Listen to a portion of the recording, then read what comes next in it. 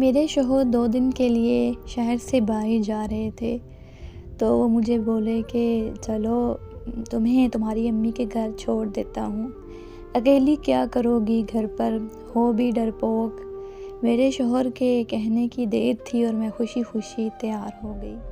ماں کے گھر کا دروازہ کھولا تو میرے بابا صحن میں بیٹھے تھے اور کھانا کھا رہے تھے، اچار اور چٹنی کے ساتھ۔ سلام دعا کے بعد اس نے خیریت سے پوچھا، ابا آپ تو اچار اور چٹنی کے ساتھ کبھی روٹی نہیں کھاتے تھے، تو پھر آج کیوں؟ تو میرے ابا نے نوالہ لیتے ہوئے کہا کہ بیٹا کبھی کبھی کھا لینی چاہیے، مزے کی ہوتی ہے۔ مجھے تو آج پتہ چلا، میں نے اپنے ابا کی آنکھوں میں وہ بے بسی بھانپ لی تھی۔ اتنے میں میری بھابھی بھی صحن میں آئی، ملتے ہی پوچھنے لگی، رہنے آئی ہو؟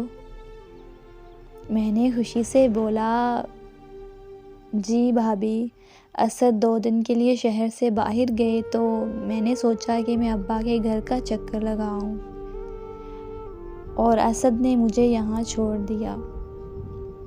میری بھابھی میری بات سن کر مصنوعی ہنسی، بیٹھو میں تمہارے لیے چائے یا بوتل لاتی ہوں۔ میں نے بھی اپنے اماں ابا کے برتن سمیٹ کر کہا، سنو میں بھی اپنی بھابھی کی ہیلپ کروا دیتی ہوں، اور میں اپنے بھائی سے بھی مل لیتی ہوں۔ میں نے اپنے اماں ابا کے برتن کچن میں رکھے، ابھی میں اپنے بھائی کے کمرے کی دستک دینے ہی والی تھی کہ اندر سے بھائی اور بھابھی کی آوازیں سنائی دی۔ میری بھابھی کہنے لگی، تمہاری بہنیں بیاہ تو دی ہیں، لیکن وہ پھر بھی اس کے بعد اپنے اماں ابا کا چوکٹ نہیں چھوڑتی، جب بھی جس کا دل کرتا ہے منہ اٹھا کر بچوں میں چلا آتا ہے۔ اتنے میں میرے بھائی کی آواز آتی ہے کہ میرے بھائی بولتے ہیں کہ تمہارا کیا کھاتی ہیں، یہاں نہیں آئیں گی تو کہاں جائیں گی؟ اتنے میں میری بھابھی بولی اور کہنے لگی کہ بس اب مجھ سے نہیں ہوتی تمہاری خاندان کی خدمتیں، تمہارے ماں باپ کو کھانا دے دیتی ہوں نا، یہی بہت بڑی غنیمت سمجھو۔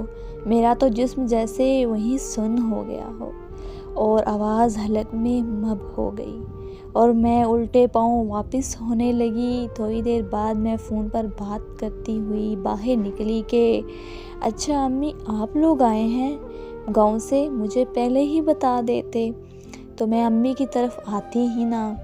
چلیں آپ پریشان نہ ہوں، میں ابھی واپس آ رہی ہوں، بلکہ آپ ایسا کریں کہ آپ ساتھ ہی رابی آپی کے گھر بیٹھیں، میں بس تھوڑی ہی دیر میں آئی۔ میرے اماں ابا حیران ہوتے ہوئے کہتے، بیٹا کیا بات ہوئی؟ تو میں بولی، ابا جی اسد کی اماں آئی ہیں اور میرا انتظار کر رہی ہیں، میں انہیں کیسے چھوڑ دوں؟ میں پھر آؤں گی انشاءاللہ، ابھی آپ مجھے اجازت دیں۔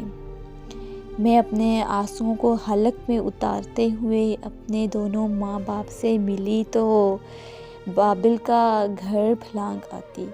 جب میں واپس آ رہی تھی تو مجھے ایک ایک قدم ایک ایک من کا محسوس ہو رہا تھا، اور اپنے ہونٹوں کو چباتی چلی گئی جیسے میں خود کو حوصلہ دے رہی ہوں۔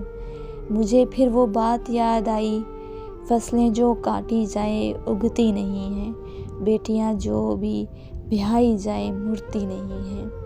بے شک میکے ماں باپ سے ہوتے ہیں، لیکن کبھی ان کے ہوتے ہوئے بھی وہ بہت زیادہ بے بس ہوتے ہیں۔